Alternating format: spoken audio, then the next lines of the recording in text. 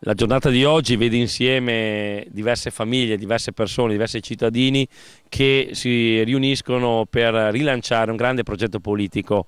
Il nostro paese è stanco di slogan, è stanco di una politica fatta solo di fiction, di immagine. Noi vogliamo invece risposte concrete. L'UDC si propone appunto a dare risposte concrete a problemi concreti che hanno i nostri cittadini di tutti i giorni.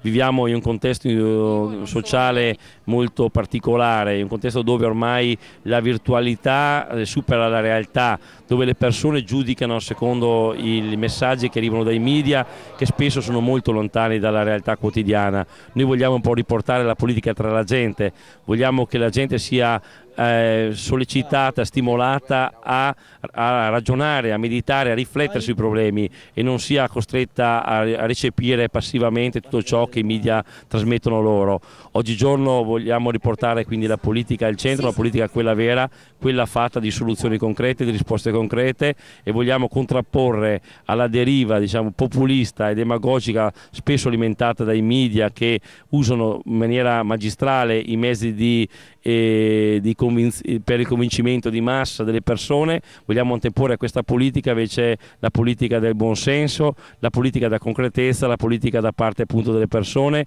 guardando principalmente ai loro bisogni.